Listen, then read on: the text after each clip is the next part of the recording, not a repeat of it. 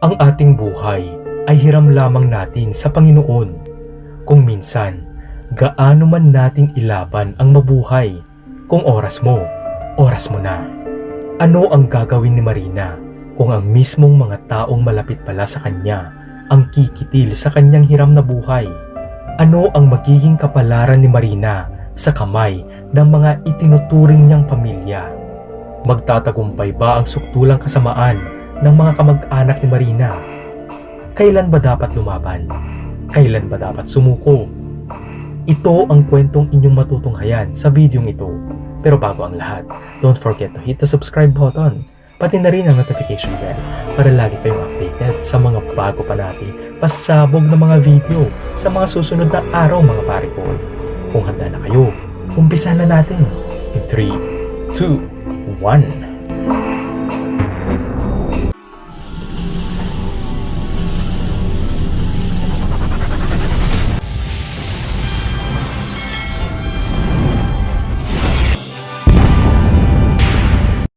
Simula pagkabata ay kinaiinggitan na ng mga kamag-anak, mga kapitbahay at mga kakilala nila ang pamilya ni Marina dahil nakapangasawa ng isang Amerikanong negosyante ang kanyang ina na si Maria.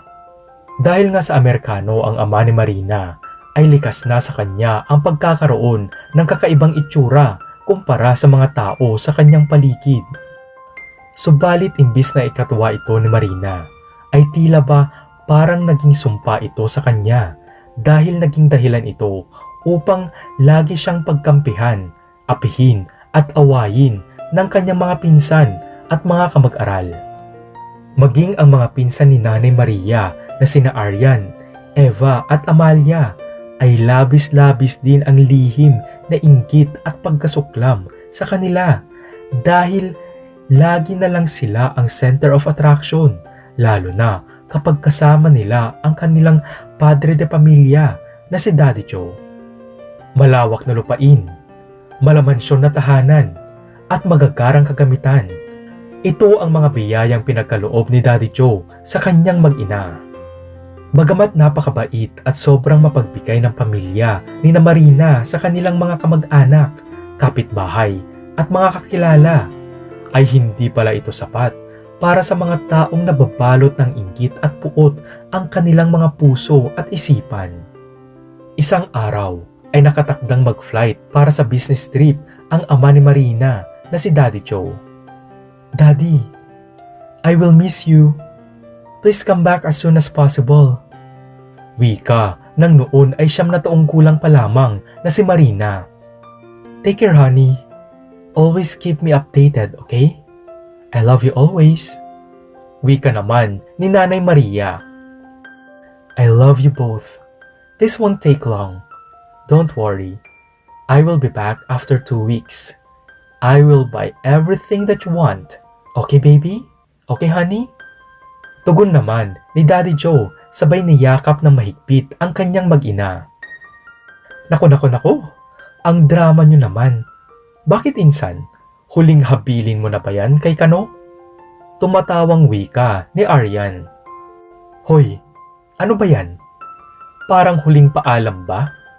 Teka, sino ba ang magpapaalam sa inyong tatlo?" Sunod na sarkastikong banat naman ni Eva. "Ay, huwag kayong magbiro ng ganyan mga insan. Alam nyo na, baka magkatotoo. Baka mamaya may lalamayan na tayo dito sa mansyon na to. Basta, kung sakali ha, sa libing na lang ako pupunta. Ayoko kasing mapuyat." Humahagalpak sa tawang wika naman ni Amalia. "Why are they laughing, honey?" Nagtatakang wika ni Daddy Joe. "Bad po kayo. Bad po yung sinasabi nyo." Umiiyak ng wika ng batang si Marina. "Mga insan, bakit naman ganyan ang sinasabi nyo? Alam nyong magbabiyahe ang asawa ko.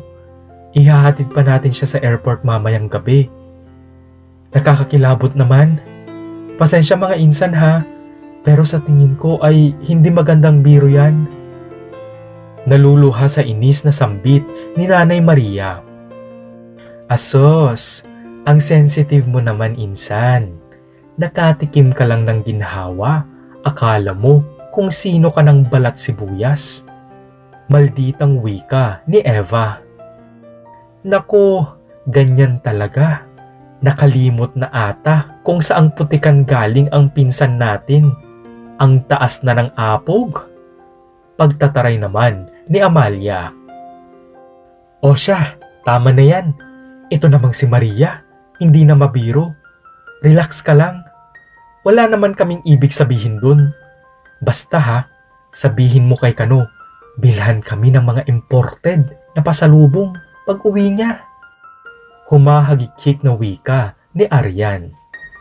Bagamat pawang mga tsismosa, inggitera at matatabil ang dila ng mga pinsan ni Nanay Maria, ay pinagpapasensyahan na lamang nila ang mga ito dahil nais niya silang matulungan kahit papaano dahil alam niya kung gaano kahirap ang buhay ng mga ito. Kaya naman imbis na kumuha pa sila ng makasambahay, ay mas minabuti na lang ni Nanay Maria na ang mga pinsan niya ang makinabang sa ipapasahod nila para magkaroon naman ng pagkakakitaan ang mga ito. At syempre pa, dahil nga mga kamag-anak ni Nanay Maria ang mga ito, kaya naman lubos ang tiwala niya sa kanyang mga pinsan na sila ay totoong magmamalasakit din sa kanyang pamilya. Samantala, ang pinsan naman ni Nanay Maria na si William ang kinuha nilang driver dahil sa kabutihang palad naman ay napakabait nito, maasikaso at hindi mareklamo. Kaya naman kuhang-kuha nito ang loob at tiwala ni Daddy Joe.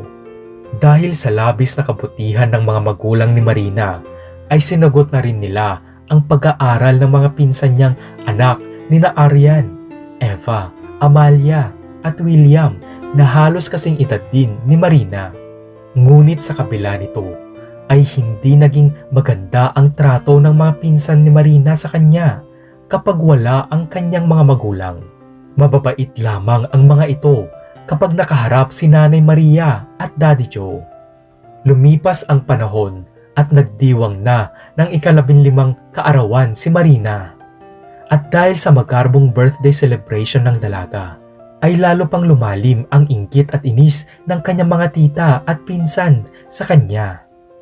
Nanay, Daddy, alam niyo ba, kapag wala kayo, lagi akong pinagkakampihan at inaaway ni Lara, Rika, Jiro at Shana. Sinabunutan po nila ako kahapon nung umalis kayo. Nagsumbong po ako kina tita pero sabi nila tumahimik daw ako at huwag daw akong magsusumbong sa inyo. Umiiyak na wika ni Marina. Ah, bakit anak? Ano bang nangyari at inaway ka ng mga pinsan mo? Mahinahong wika ni Nanay Maria. Kasi po Nay, pinakialaman po nila ang mga gamit ko sa kwarto. Tapos, sinira pa po nila yung gitara na gift nyo sa akin ni Daddy nung birthday ko. Siyempre, Nay, tinanong ko kung bakit nila ginawa yun. Ayun, nagalit sila sa akin. Tapos, pinagtulungan na nila ako. Nay, Dad, I keep on telling you na palagi nila akong inaaway kapag wala kayo. Pati sina Tita Arian, Tita Eva at Tita Amalia, masungit sila sa akin at lagi nila akong sinasabihan ng masasakit kapag wala kayo.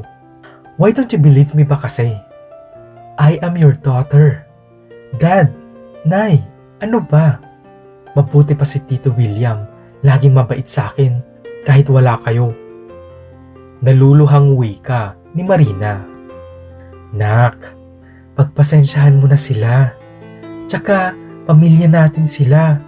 Kaya intindihin na lang natin. Sila lang ang pwede nating pagkatiwalaan kasi kamag-anak ko sila. Maliit na bagay lang yan, anak. Palagpasin mo na, okay? Ikaw na lang ang umintindi, ha? Sambit ni Nanay Maria. I think, honey, we have to talk to them. We need to settle this calmly. After all, they are our family too. Kalmadong tugon naman ni Daddy Joe. Dahil sa insidenteng iyon, ay minabuti na ngang kausapin ni Nanay Maria at Daddy Joe ang lahat para maayos na ang mga hindi pagkakaunawaan ng bawat isa. Naging maayos naman ang usapan nila At sa bandang huli ay niyakap ng mga tita, tito at mga pinsan niya si Marina bilang pagpapakita sa kanyang mga magulang na wala naman silang problema kay Marina.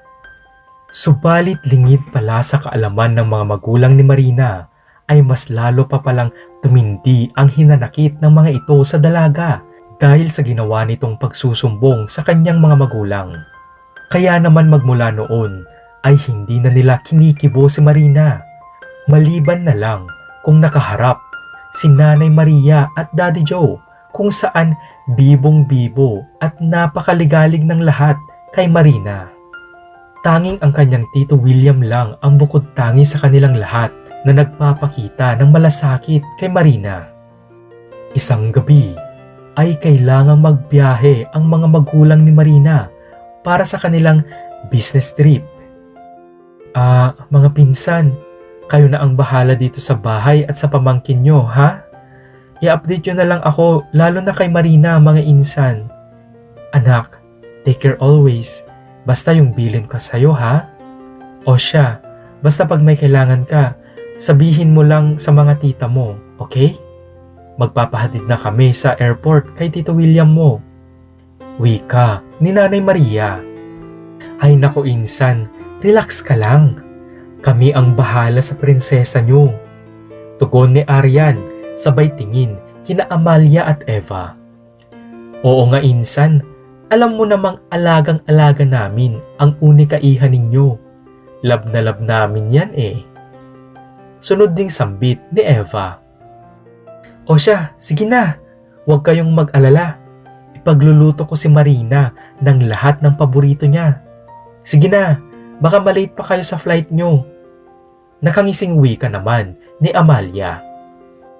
Sweetheart, you take care. We love you. Just message me and your mom for your pasalubong, okay? Nakangiting wika naman ni Daddy Joe. Nay, Dad, sama ako, please. Huwag niyo akong iwanan. Huwag niyo akong iiwan dito. Please, sama ako. Kahit huwag niyo na akong ibili ng kahit ano. Basta, isama niyo lang ako. Please, Nay, Dad. Lumuluhang pagmamakaawa ni Marina. Anak naman eh, di ba nag-usap na tayo kanina? May exam ka bukas. Hindi ka pwedeng mag-absent. We'll be back ASAP pag natapos yung conference. Be a good girl. Love you.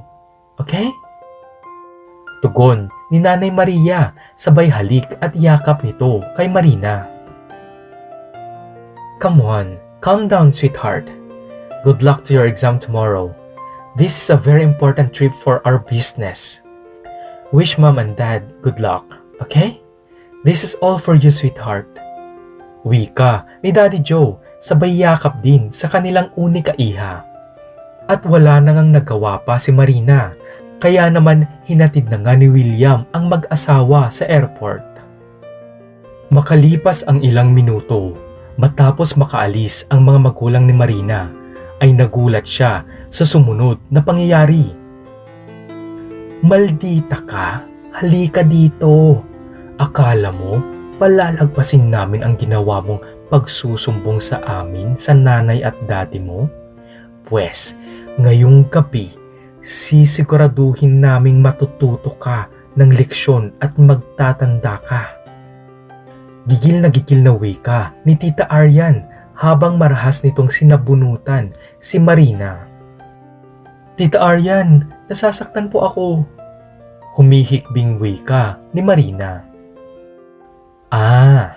Masakit pala ha? Matuto ka kasing kumilala ng kinakalaban mo. Pasigaw na wika ni Eva habang sampal naman ang pinakawalan nito sa maamong mukha ni Marina. Para sa kalaman mo, kayang-kaya naming utuin yang nanay at daddy mo. Konting iyak at drama lang namin, tiklop na sila. Kaya ikaw, pag nagsumbong ka pa ulit, puputulin namin yung matabil mong dila. Inchendes? Naghihimutok namang wika ni Amalia sabay siko nito sa sikmura ni Marina. Mga tita, maawa po kayo sa akin. Nasasaktan na po ako. Nanghihinang pagmamakaawa ni Marina habang pumapatak ang dugo sa kanyang labi. Subalit sa kabila ng pagmamakaawa ng dalaga sa kanyang mga tita ay mas lalo pa silang nanggigil sa galit kay Marina. Itinali nila ang kanyang mga kamay, piniringan ang kanyang mga mata, binusalan nila ang kanyang bibig at walang awa nila itong hinila. Mabulok ka dyan hanggang magtanda ka. Matuto kang manahimik, maldita ka. Sa susunod, hindi lang yan ang aabutin mo. Salitang wika ng mga tita ni Marina. Matapos ito ay pinapunta ni na Aryan, Eva at Amalia ang kanilang mga anak na sina Lara, Rika, Jiro, pati na rin ang anak ni William na si Shana.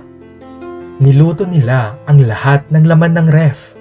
Inilabas nila pati ang mga mamahaling mga alak na koleksyon ni Daddy Joe.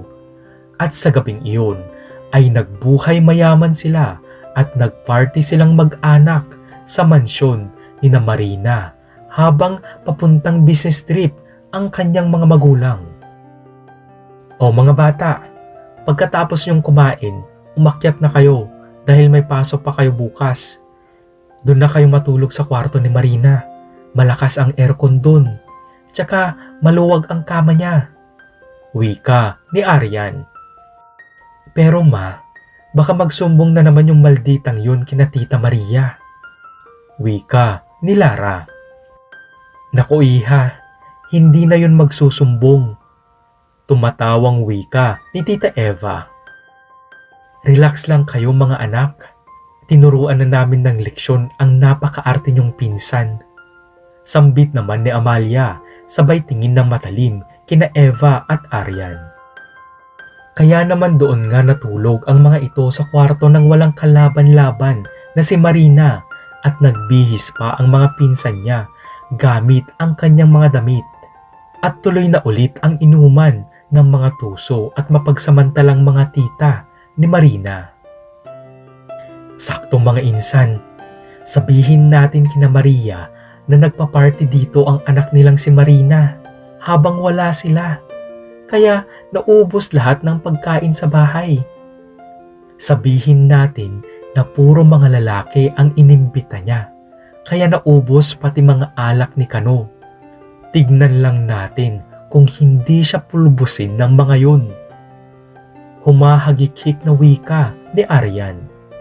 Tapos, ibenta natin yung mga alak ni Kano. Panigurado, mahal ang mga yun. Sunod na wika ni Amalia. Tama. Ipuslit natin bukas. Naku, kikita tayo ng malaki-laki nito. Excited na wika ni Eva. Dahil dyan, lalo nating makukuha ang loob ng mag-asawa. Alam niyo ba, inaakit ko yung si Kano eh. Kaso, di ko siya masolo.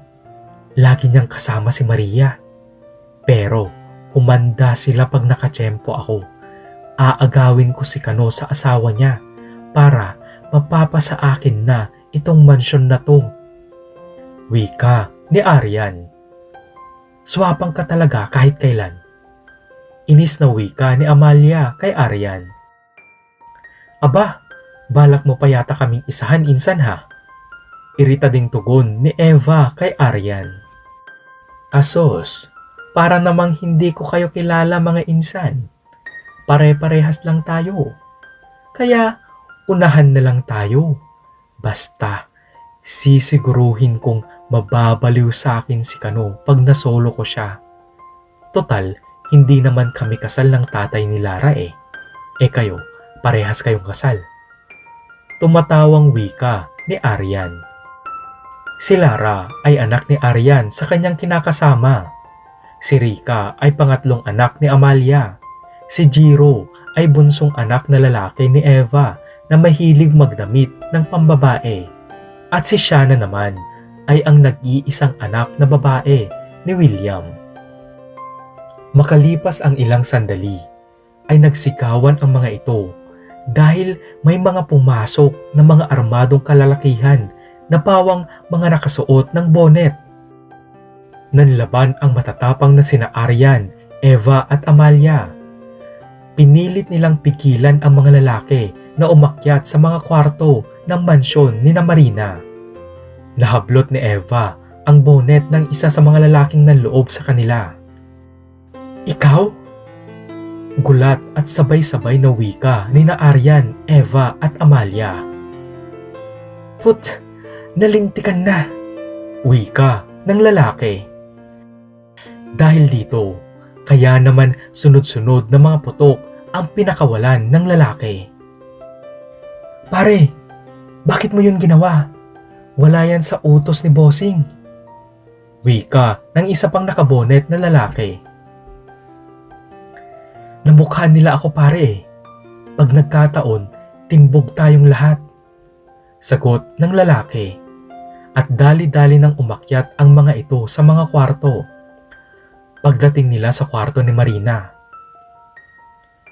"Lintik, bakit ang dami nila? Sino dito yung anak ng mayamang mag-asawa?" wika ng isa pang lalaki. "Kunin na lang natin silang lahat. Total, mukhang mayayaman naman silang lahat. Ayaw nyo yun? Mas madami, mas malaki ang ransom," tugon ng isa pang lalaki. Kaya naman pinaamuyan nila ang mga ito ng pampatulog para madali silang maitakas. Iginapos, piniringan at binusalan nila ang bibig ng mga ito. Habang nasa biyahe patungong airport, sina Nanay Maria at Daddy Joe ay nakatanggap ng text si Nanay Maria na labis niyang ikinabahala. 10 milyong piso, kapalit ng buhay ng anak mo. Ito ang mensaheng natanggap ni Nanay Maria. "William, balik tayo sa mansyon. Ngayon na. Si Marina, nakidnap," umiiyak na wika ni Nanay Maria. "Hurry up, William. We need to save our daughter. Honey, you call the police now." Natatarantang wika ni Daddy Joe. "No, don't call police. Maybe they will hurt Marina. We wait for their call first, and we just go home now.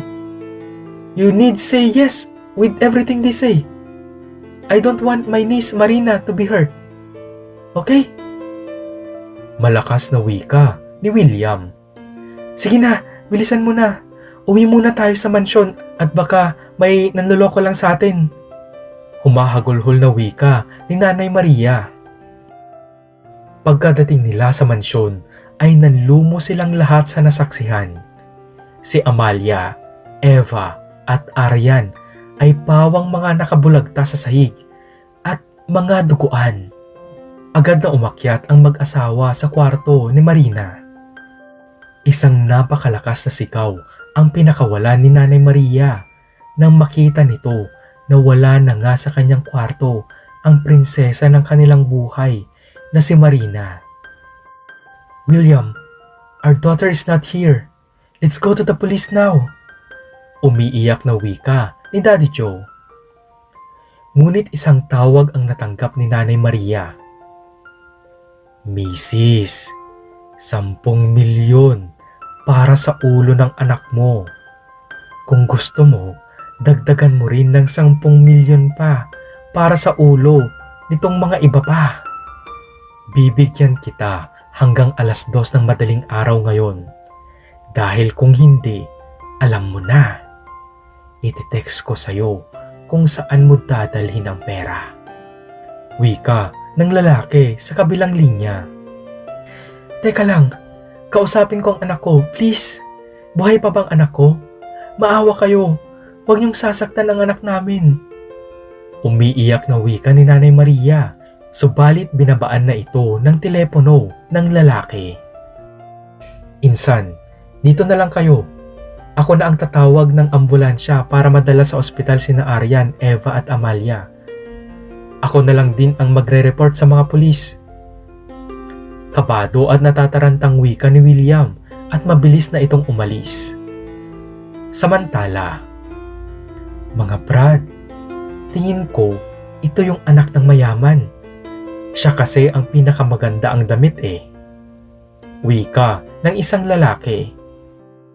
Kaya naman kinuha nila ito at inilipat sa kabilang kwarto. Walang magawa ang kawawang dalaga dahil mahigpit ang pagkakagapos sa kanya, kaya tanging paghikbi lamang ang tangi nitong nagawa sa kabila ng nagsusumidhing takot na kanyang nararamdaman sa oras na iyon. Kayo naman mga bata, mukhang wala namang pantubos ang mga magulang ninyo sa inyo, kaya magbilang na lang kayo ng oras nyo. Tumatawang wika ng iba pang mga lalaki. Subalit sa kasamaang palad ay pinilahan ng mga kalalakihan ang kawawang dalaga sa kabilang kwarto. At dahil sa pagpupumiglas ng dalaga ay ilang beses nila itong sinaktan hanggang mawalan ito ng malay at maisagawa na ang kanilang masamang balak dito.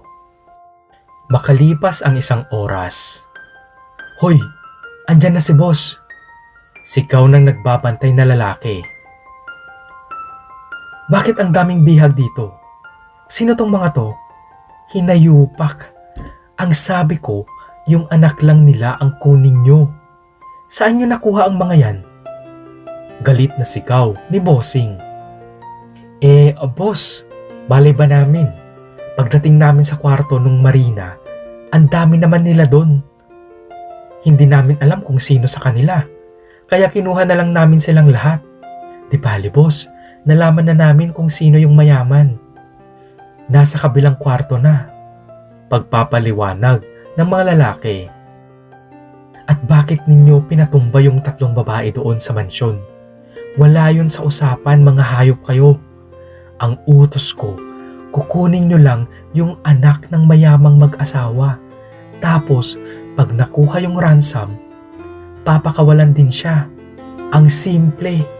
Bakit ganun ang ginawa nyo? Ewan ko kung buhay pa ang mga yon. Lintik. Galit na sigaw muli ni Bossing. Boss, nadatnan namin sila na nagiinuman. Tapos nanlaban pa sila.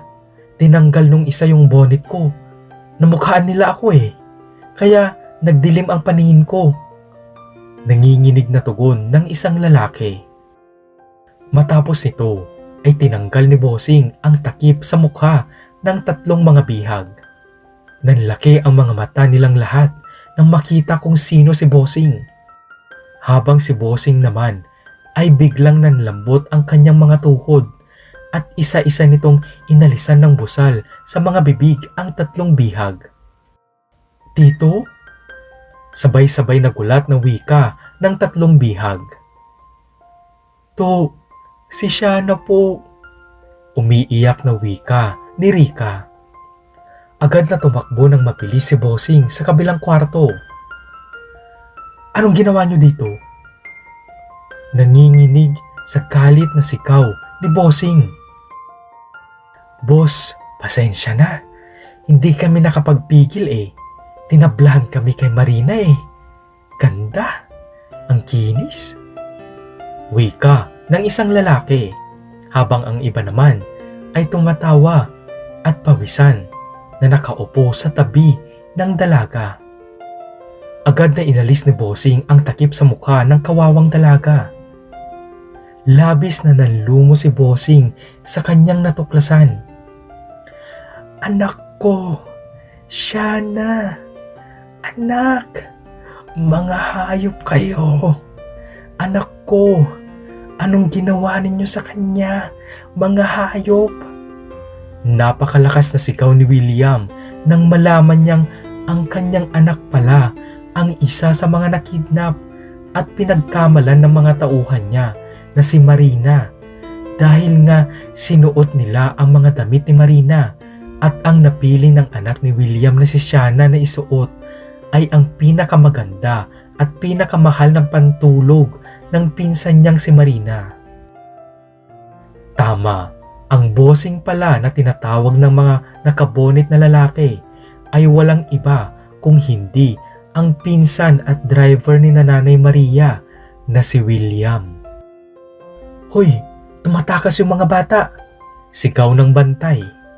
At dahil sa sobrang taranta ay sunod-sunod na putok ang pinakawalan ng mga lalaki. Wag! Malakas na sigaw ni William. Subalit huli na ang lahat dahil natamaan na ang kanyang mga pamangkin na si Lara, Rika at Jiro. Mga hayop! Sigaw muli ni William. Pasensyahan na lang tayo, boss. Ikaw na ang bahala dyan. Alis na kami. Wika ng mga lalaki at mabilis na silang umalis sa kanilang hideout. Agad na itinakbo ni William ang kanyang anak na si Shanna sa ospital. Ngunit hindi na kinaya ng kanyang murang katawan ang masaklap nitong dinanas at sinapit dahil sa kasakiman ng kanyang ama na si William. Samantala sa mansyon. Honey, William is taking too long. What happened to him? Pagtataka ni Daddy Joe. Wait, honey. They are still alive. I will call ambulance. Daddy Joe, you call the police. Here is the number. Let's not wait for William. Wika ni Nanay Maria. At hindi nagtagal ay isang malakas na kalabog ang narinig ng mag-asawa mula sa kanilang garahe. Dali-dali silang tumakbo papunta doon at nagulat sila nang may marinig sila na tila humihingi ng saklolo. Mabilis na kinuha ni Daddy Joe ang susi at binuksan nito ang garahe. Oh my God! Sweetie! My daughter! What happened to you? You are alive! It's you! Umiiyak na wika ni Daddy Joe habang mabilis nitong pinakawalan ang kanyang anak na si Marina. Anak! Akala namin kung ano ang nangyari sa'yo. Sambit ni Nanay Maria habang wala itong tigil sa pagluha. Sina Tita po, sina Tita Arian, Tita Eva at Tita Amalia. Ikinulong nila ako dito kanina pagkaalis nyo dahil galit na galit sila nung nagsumbong ako. Lumuluhang wika ni Marina. Matapos ipinaliwanag ni Marina ang ginawa sa kanya ng kanyang mga tita, ay dumating na rin ang ambulansya at agad na silang dinala sa pinakamalapit na ospital. Sumunod ang pamilya ni Marina sa ospital at nagulat sila nang makita doon si William na umiiyak. Mrs., kayo po ba ang kamag-anak ng mga biktima? Wika ng doktor kay Nanay Maria. Opo, Dok. Sagot ni Nanay Maria. Mrs., ikinalulungkot po namin pero malubha po ang tama ng mga biktima at sa kasamaang palad ay bumigay na po sila. Wala na po ang mga kamag-anak ninyo. Wika ng doktor. Subalit mas matinding panlulumo pa ang naramdaman nilang lahat nang makita ang daladala ng mga pulis na mga katawan nang wala na ring buhay. Ang mga katawan ni Lara, Rika at Jiro pala ang mga iyon. Parang binagsakan ng langit at lupa ang pamilya ni Marina dahil sa mga pangyayari. Patawarin niyo ako, Maria, Marina, Joe. Patawarin niyo ako. Ako ang may kasalanan ng lahat ng ito. Tignan niyo to, si Shanna. Wala na rin. Wala na ang anak ko. Kasalanan ko to. Sir, sumusuko na po ako. Pagdudusahan ko po ang kasalanan ko. Ako po ang mastermind sa lahat. Laking pagsisising wika ni William. Dahil sa nalaman, ay hindi na napigilan ni Nanay Maria at Daddy Joe na pagsusuntukin si William dahil sa labis na sakit at galit na kanilang naramdaman sa oras na iyon. Matapos siyang dalhin sa presinto, ay itinuro naman ni William ang lahat ng mga tauhan niya. At makalipas ang ilang araw, ay nahuli din ang mga ito at sabay-sabay silang nabulok sa kulungan para pagdusahan ang kanilang kasalanan. Ngunit muling nagimbal ang lahat nang matagpuan ang katawan ni William sa loob ng kulungan na wala na ring buhay. Dahil pala sa hindi nakayanan ng kanyang konsensya ang napakabigat nitong kasalanan, ay mas minabuti na lamang ni William natapusin na rin ang kanyang sariling buhay. Matapos ang lahat ng masalimuot na pinagdaanan ni Marina, ay minabuti na lang nila na ibenta na ang lahat ng kanilang properties at sa ibang bansa na lamang sila namuhay ng masaya, tahimik at payapa. Salamat muli mga pare koy. Kung nagustuhan nyo ang video ito ay wag na kayong mahiya na magbigay ng isang like. At kung bago ka lang sa aking channel, don't forget to hit the subscribe button. Pati na rin ang notification bell para lagi kayong updated sa mga bago pa nating pasabog na mga video sa mga susunod na araw mga pare koy. Hanggang sa muli, salamat!